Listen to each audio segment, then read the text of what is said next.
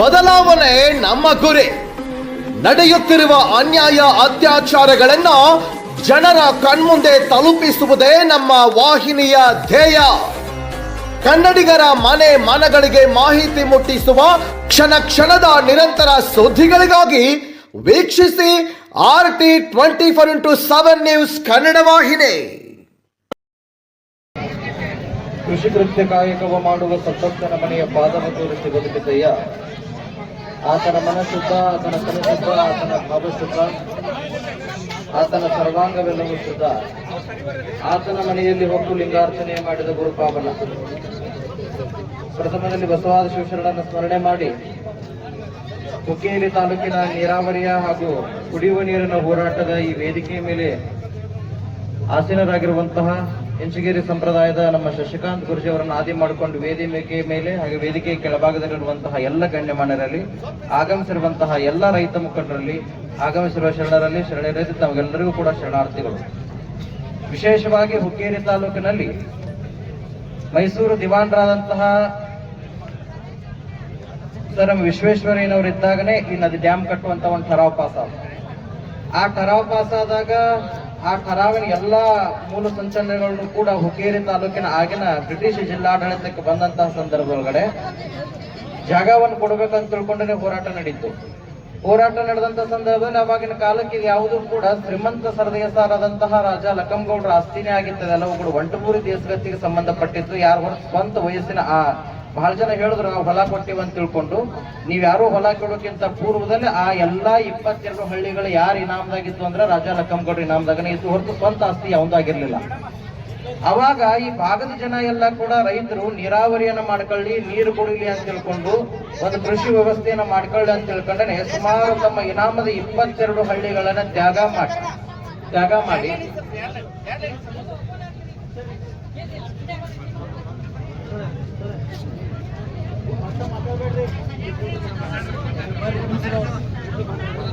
ಆಗಿನ ಕಾಲಕ್ಕೆ ತ್ಯಾಗ ಮಾಡಿ ರಾಜಾ ಲಕ್ಕಂಗೌಡ ಸರದೇಸಾಯಿ ಶ್ರೀಮಂತರು 22 ಹಳ್ಳಿಗಳನ್ನ ತ್ಯಾಗ ಮಾಡಿ ಡ್ಯಾಮ್ ಕಟ್ಟಬೇಕಂತ ತಿಳ್ಕೊಂಡು ಠರಾವ್ ಪಾಸ್ ಮಾಡಿದ್ರು. ಠರಾವ್ ಪಾಸ್ ಮಾಡಿದ್ಮೇಲೆ ಯಾವ ನದಿಗೆ ಕಟ್ಟಬೇಕಂತ ತಿಳ್ಕೊಂಡು ಬಂದಾಗ ಇಡೀ ಒಂಟೆಮೂರಿಯಲ್ಲಿರುವಂತಹ ಕುರುಚಲ ಸಸ್ಯ ವರ್ಗವನ್ನು ಒಳಗೊಂಡಂತಹ ಇಡೀ ಆ ಸಮುದಾಯದಲ್ಲಿರುವಂತಹ ಆ ಜನಸಂಖ್ಯೆ ಇರುವಂತಹ ಕ್ಷೇತ್ರ ಭೂಮಿಯನ್ನೆಲ್ಲವನ್ನು ಕೂಡ ಡ್ಯಾಮ್ ಕಟ್ಟಾಕ ಅದಕ್ಕೆ ಠರಾವ್ ಹಾಕ್ಬೇಕಂತ ತಿಳ್ಕೊಂಡು ಹಿಡಕಲ್ ಅನ್ನುವಂತಹ ಊರಿಗೆ, ಅಂದ್ರೆ ಹಿಟ್ಟಿನ ಕಲ್ಲು ಹಿಡಕಲ್ ಅಂತ ಏನೇ ಕರಿತೀವಲ್ಲ, ಆ ಹಿಡಕಲ್ ಮೂಲ ಸೀಮೆಗೆನೆ ನೀವು ಬಾಗ್ಲ ಕಟ್ತೀವಿ. ಹಿಂದಿರುವಂತಹ ಸುಮಾರು 22 ಹಳ್ಳಿಗಳೆಲ್ಲ ಮುಳುಗಿ ಹೋಗ್ತಾವಂತಂದಾಗ ರಾಜ ಲಕ್ಕಂಗೌಡರು ತಮ್ಮ ಇಡೀ ಆ ರಾಣಿ ಮಹಲನ್ನ, ಅರಮನೆಯನ್ನ ಎಲ್ಲವನ್ನ ಬಿಟ್ಟು ಇದೇ ಎಲ್ಲಿ ಮುನ್ನೊಳ್ಳೆಯೊಳಗೆ ಬಂದು ವಸ್ತಿ ನಿಂತರು. ಪುನಃ ಅದನ್ನೆಲ್ಲವನ್ನ ಕೂಡ ಸರ್ಕಾರಕ್ಕೆ ಬರೆದು ಕೊಟ್ಟಂತ ಸಂದರ್ಭದಲ್ಲಿ ಸರ್ಕಾರದ ದುಡ್ಡು ಬರ್ತಿತ್ತು. ಸರ್ಕಾರಕ್ಕೆ ದುಡ್ಡು ಬರುವಂತ ಸಂದರ್ಭದಲ್ಲಿ ನಮ್ಮ ಮಟ್ಟದ ಸುಮಾರು 200 ಎಕರೆ ಭೂಮಿ ಅದರೊಳಗೆ ಮುನಿಗೆ ಹಂಗ ಬಂದಿಲ್ಲ. ನಾನು ಇಲ್ಲಿ 200 ಎಕರೆ ಮಟ್ಟದ ಭೂಮಿನೂ ಕೂಡ ಅಲ್ಲಿ ಮುನಿಗೆ ಹೋಗಿದೆ. 22 ಹಳ್ಳಿಗಳು ಮುನಿಗೆ ಹೋಗಿದ್ದಾವೆ. ಇಡೀ ಸರದೇಸಾರ ಸಮಸ್ತ ಮಠವನ್ನು ಕೂಡ ಆ ಅರಮನೆಯನ್ನು ಕೂಡ ಮುನಿಗೋಯಿತು. ಲಿಂಗಾಯತ ಪರಂಪರೆ ಸುಮಾರು 16 ಮಠಗಳು ಕೂಡ ಜನಸಮಾಧಿಯಾಗಿ ಇವತ್ತಿಗೆ ಹೋದುದನ್ನು ಕೂಡ ನಾವು ಕಾಣ್ತೀವಿ. ಆ ಕಡೆ ವಾಡಿ ಶಿಡ್ಲಾಳಿಂದ ಹಿಡ್ಕೊಂಡು ಈ ಕಡೆ ಬ್ಯಾಡರೆಡ್ಡಿಯಿಂದ ಹಿಡ್ಕೊಂಡು ಏರಿ ವಸ್ತಿ ಬಳಿ, ಮಾರಿ ವಸ್ತಿ ಬಳಿ, ಪ್ರಭುನಗರ ತನಕ ಸುಮಾರು 22 ಹಳ್ಳಿಗಳೆಲ್ಲ ಜಲಸಮಾಧಿಯಾಗಿ ನೀರಾವರಿ ಆಗ್ಬೇಕಂತ ತಿಳ್ಕೊಂಡು ಹೇಳುವಂತದ್ರೊಳಗಡೆ ಮಲ್ಲಿಕಾರ್ಜುನ ಏತ ನೀರಾವರಿಯನ್ನ ತಗೊಂಡು ಬಂದು ಅಮ್ಮನಿಗೆ ಮಲ್ಲಯ್ಯನಗುಡಿಯಿಂದ ಹೇಳ್ಕೊಂಡು ಮುಂದೆ ಉಗಟೆ ಆಲೂರು ಕನಗಲ ತನಕ 24 ಹಳ್ಳಿಗಳಿಗೆ ನೀರು ಕೊಡ್ಬೇಕಂತ ಠರಾವ್ ಪಾಸ್ ಆತನು ಒಪ್ಕೋತೀವಿ. ಅದ್ರಾಗ 2 ಮಾತು ಎಂಕನ್ಮಡಿ ಸ್ವಾಮಿದಿಲ್ಲ. ಆನಂತರದಲ್ಲಿ ಕೋತ್ರಿ ನೀರಾವರಿ, ಏತ ನೀರಾವರಿಯನ್ನು ಮಾಡುವಂತಹ ಸಂದರ್ಭದಲ್ಲಿ ಈ ಭಾಗದಲ್ಲಿ ನೀರು ಹಿರಣ್ಯಕೇಶಿ ಹಿನ್ನೊಲೆಯನ್ನು ಬರುವಂತಹ ಊರುಗಳಿಗೆ ನೀರು ಕೊಡ್ಬೇಕಂದ್ರು ಅದಕ್ಕೂ ನಮ್ದ ಒಪ್ಪಿಗೆ ಐತೆ, ಅದಕ್ಕೂ ನಾವೇನಿಲ್ಲ ಅನ್ನಂಗಿಲ್ಲ. ಮಹಾರಾಷ್ಟ್ರದ ಗಡಿ ಭಾಗದಲ್ಲಿರುವಂತಹ ನಾಗನೂರು ಮತ್ತು ದಡ್ಡಿ ಏತ ನೀರಾವರಿ ಮಾಡ್ಬೇಕಂದ್ರು ಅದಕ್ಕೂ ಅನುಕೂಲ ಐತೆನ, ಅದಕ್ಕೂ ಏನು ಸಂಬಂಧ ಇಲ್ಲ. ಮಲ್ಲಿಕಾರ್ಜುನ ಮತ್ತು ಅಡವಿ ಸಿದ್ದೇಶ್ವರ ಏತ ನೀರಾವರಿ ಮಾಡ್ಬೇಕಂತ ತಿಳ್ಕೊಂಡು ಹೇಳಿದ್ರಿ, ಅದಕ್ಕೂ ಮಾಡ್ರಿ. ಆದ್ರೆ ಯಮಕನಮರಡಿ, ದಾರ್ಸಿನಗರ, ಇಂದ್ರಾನಗರ, ಅನಂತಪುರ, ದಾದಬಾನಟ್ಟಿ, ಆರ್ಸಿ ಗುಡ್ನಟ್ಟಿ ಮತ್ತು ನರಸಿಂಗಪುರದಲ್ಲಿರುವಂತಹ ಸುಮಾರು ರೈತರ ಆಸ್ತಿ 22 ಹಳ್ಳಿಗಳನ್ನು ಬಿಟ್ಟು ಮನಿ ಕಟ್ಕೊಂಡು ಗುಡ್ದಾಕ್ ಹೋಗ್ತೀವಿ. ನಮ್ಗೆ ಕುಡಿಯಾಕ ನೀರಿಲ್ಲ, ಮೊದಲು ನಮಗ್ ನೀರು ಕೊಡ್ರಿ, ಆಮೇಲೆ ನಿಮ್ ತಾಲೂಕಿಗೆ ಹೋಯ್ರಿ ಅನ್ನುವಂತ ಹೋರಾಟ ನಮ್ದೈತಿ.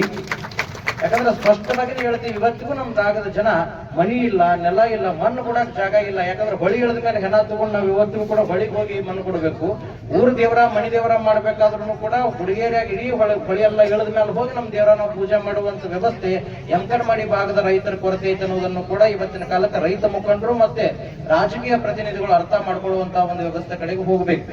ಆ ರೀತಿಯಲ್ಲಿ ನಡೆಯುವಂತಹ ವ್ಯವಸ್ಥೆ ನಡೆದಾಗನೆ ಈ ಮಹಾರಾಷ್ಟ್ರ ಭಾಗದಿಂದ ಬರುವಂತಹ ತಾಮ್ರಪರ್ಣಿ ನದಿ, ಆಮೇಲೆ ಈ ಮಹಾರಾಷ್ಟ್ರದ ಗಡಿಂಗ್ಲಸ್ ತಾಲೂಕಿನಿಂದ ಬರುವಂತಹ ಹಿರಣ್ಯಕೇಶಿ ನದಿ, ಆ ನಂತರದಲ್ಲಿ ಈ ಮಹಾರಾಷ್ಟ್ರ ಭಾಗದಿಂದಲೇ ಬರುವಂತಹ ಘಟಪ್ರಭಾ ನದಿ, ಇನ್ನೊಂದು ನಮ್ಮ ಮಾರ್ಕಂಡೇಯ ನದಿ. ಈ 4 ನದಿಗಳದ ಮೂರು ನದಿ ಅಂತ ಬಹಳ ಮಂದಿ ಹೇಳಕತ್ತಿರಿಲ್ಲ. ಮಾಸ್ತಿ ಮತ್ತು ದಟ್ಟಿ ಕ್ರಾಸಿನ ಗುಡ್ಡದೊಳಗಡೆನೆ 1-2 ಕಿಲೋಮೀಟರ್ ತಾಮ್ರಪರ್ಣಿ ನದಿನೂ ಕೂಡ ನಮ್ಮ ತಾಲೂಕಿನೊಳಗೆ ಹರಿದೈತಿ. ಒಟ್ಟು 4 ನದಿಗಳು, ಒಂದು ತಾಮ್ರಪರ್ಣಿ, ಮಾರ್ಕಂಡೇಯ, ಘಟಪ್ರಭಾ ಮತ್ತು ಹಿರಣ್ಯಕೇಶಿ, 4 ನದಿಗಳು ಹರಿದಾಗ 22 ಹಳ್ಳಿಗಳನ್ನು ಮುಳುಗಿದ್ದು ಒಂದು ಹಿಡಕಲ್ ಜಲಾಶಯ. ಆನಂತರದಲ್ಲಿ ಆ ಭಾಗದೊಳಗಡೆ ಏನು ಶಿರೂರು ಡ್ಯಾಮ್ ಒಳಗಡೆ ಮುಳುಗಿದಂತವು ಸುಮಾರು 8 ಹಳ್ಳಿಗಳನ್ನ ಕೂಡಿದಂತಹ ಆ ಜನರಿಗೆ ಇವತ್ತಿಗೂ ಕೂಡ ಅನ್ನ ನೀರಿಗೆ ದಿಕ್ಕಿಲ್ಲಾರದ ರೀತಿಯಲ್ಲಿ ಒಂದಿಷ್ಟು ಮಂದಿ ಉತ್ತರ ಕನ್ನಡದ ಗುಡ್ದಾಕೋತಾರೆ, ಇನ್ನೊಂದಷ್ಟು ಮಂದಿ ಧಾರವಾಡ ಕಲಗಟಿಗೆ ಗುಡ್ದಾಕೋತಿದ್ದಾರೆ, ಇನ್ನೊಂದಿಷ್ಟು ಮಂದಿ ಈ ಕಡೆ ನಂದಗಡ ಖಾನಾಪುರ ಗುಡ್ದಾಕೋತಿದ್ದಾರೆ, ಇನ್ನೊಂದಿಷ್ಟು ಮಂದಿ ರಾಯಬಾಗ ತಾಲೂಕಿನ ಗುಡಿಗೇರಿ ಭಾಗದಾಗ ಹೋಗಿದ್ದಾರೆ. ಆ ರೈತರಿಗೆ ಇವತ್ತಿಗೂ ಕುಡಿಯಾಕ ನೀರಿಲ್ಲ.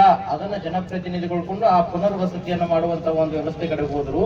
ಡ್ಯಾಮ್ ಮುಳುಗಿದಾಗ ದನಕರುಗಳಿಗೆ ಮೇಯಾಕ ಅಂತ ತಿಳ್ಕೊಂಡು ಗೋಮಾಳ ಜಾಗ ಅಂತ ತಿಳ್ಕೊಂಡು 150 ಎಕರೆಯನ್ನ ಕೊಡ್ಬೇಕಂತ ತಿಳ್ಕೊಂಡು ಠರಾವ್ ಪಾಸ್ ಆಗಿತ್ತು. ಇವತ್ತಿಗೂ ಕೂಡ ಯಮಕನಮರಡಿ ಭಾಗದ ರೈತರಿಗೆ ಆ 150 ಎಕರೆ ಮುಳುಗಿಲ್ಲ.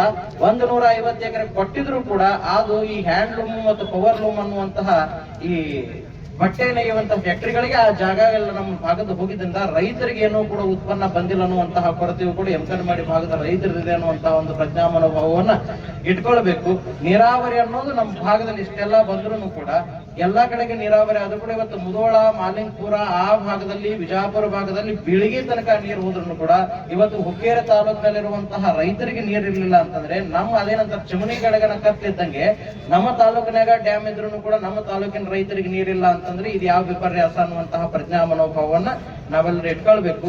ರಾಜ್ಯ ರೈತ ಸಂಘಟಕರಾದಂತಹ ನಮ್ಮ ಶಶಿಕಾಂತ್ ಗುರುಜಿ ಅವರು, ಚನ್ನಪ್ಪ ಪೂಜೇರಿ ಅವರು, ನಮ್ಮ ತಾಲೂಕಾ ಸಂಚಾಲಕರೆಲ್ಲರೂ ಕೂಡಿ ಹೋರಾಟವನ್ನ ಮಾಡಿದರೆ ಆ ಹೋರಾಟಕ್ಕೆ ಎಲ್ಲ ತಾಲೂಕಿನ ಪರಮ ಪೂಜ್ಯರ ಬೆನ್ನೆಲುಬು ಮತ್ತು ಎಲ್ಲಾ ವ್ಯವಸ್ಥೆ ರೀತಿಯಲ್ಲಿ ಇದೆ ಅನ್ನುವಂತಹ ಮಾತನ್ನು ನಾವೆಲ್ಲ ತಿಳಿಸ್ತೇವೆ. ಈ ರೀತಿಯಲ್ಲಿ ಹೋರಾಟ ಇದೇ ರೀತಿಯಲ್ಲಿ ಮುಂದುವರಿಲಿ. ನಮ್ಮ ನೀರು ನಮ್ಮ ಹಕ್ಕಾಗ್ಲಿ, ನಮ್ಮ ಜನರಿಗೆ ನೀರು ಬರ್ಲಿ. ಇವತ್ತಿಗೂ ನಾವು ಹೇಳ್ತೇವೆ, ನಮ್ಮ ಹೊಲ ಹೋದವು, ಮನೆ ಹೋದವು, ಕೃಷಿ ಅನ್ನೋದು ಹೋಯ್ತು, ಫಲವತ್ತಾದ ಭೂಮಿ ಹೋಯ್ತು.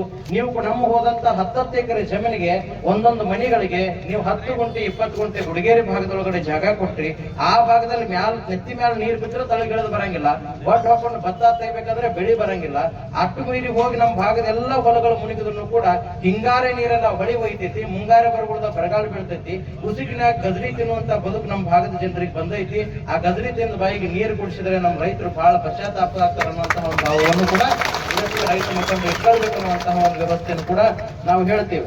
ಆಗ ಸುಮಾರು ಮಾರ್ಕಂಡೇಯ ನದಿಯಿಂದ ಬರುವಂತಹ 260 ಕಿಲೋಮೀಟರ್ ಬರುವಂತಹ ಈ ಘಟಪ್ರಭಾ ನದಿಗೆ ಸುಮಾರು ಏನಿಲ್ಲ ಅಂದ್ರೂ ಕೂಡ 10,183 ಮೀಟರ್ ಉದ್ದ ಹಾಗೂ 53.35 ಮೀಟರ್ ಚದರ ಮೀಟರ್ ಉತ್ತರ ಇರುವಂತಹ ಹಿಡಕಲ್ ಜಲಾಶಯವನ್ನು ಕಟ್ಟಿಸಿ ಸುಮಾರು 51 TMC ನೀರಿರುವಂತಹ 1443 ಮಿಲಿಮೀಟರ್ ಘನ ಮೀಟರ್ದಲ್ಲಿರುವಂತಹ ಒಂದು ವ್ಯವಸ್ಥಿತವಾದಂತಹ ಡ್ಯಾಮ್ ಅನ್ನು ಆಗಿನ ಕಾಲಕ್ಕೆ ಸರ್ಕಾರ ಕಟ್ಟಿದೆ.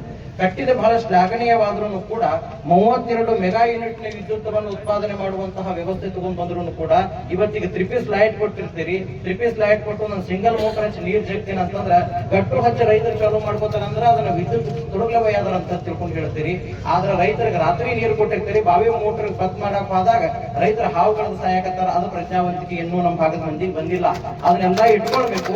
ರೈತರಿಗೆ ನೀರು ಕೊಡ್ಬೇಕು. ಇವತ್ತು ಕೂಡ ಕೊಗನಹಳ್ಳಿ ಟೋಲ್ ನಾಕಾದಿಂದ ಹಿಡ್ಕೊಂಡು ನಿಮ್ ಲಿಪ್ಪಾನಿಂದ ಹಿಡ್ಕೊಂಡು ಬೆಂಗಳೂರಿನೊಳಗಡೆ ಏನ್ ಹೊಸ ರೋಡ್ ಮಾಡಿರಲ್ಲ, ಆ ಹೊಸ ರೋಡ್ಗೆ ಆ ಕಡೆ 4 ಬಲ್ಲು, ಈ ಕಡೆ 4 ಬಲ್ಲು, ಬರೀ ಒಂದು 30 ಮೀಟರ್ ಒಂದೊಂದು ಲೈಟ್ ಕೊಟ್ಟು, ಬಲ್ಲು ಕೊಟ್ಟು, ಕಂಬ ಕೊಟ್ಟು ಆ ವಿದ್ಯುತ್ತನ್ನ ಆ ರೋಡ್ ಸುಡೋಕ್ಕಿಂತ ಮುಂಚೆ ರೈತರು ಮೋಟರ್ ಡಬ್ಬ್ಯಾಗ ಲೈಟ್ ಕೊಟ್ರಿ ಅಂದ್ರೆ ನೀವು ಜೀವನಾಪೃತ ತಿನ್ನೋಟ ಸಾಲ ಅವರ ತೀರಿಸುವಂತ ಭಾವವನ್ನು ಇಟ್ಕೊಳ್ಬೇಕು.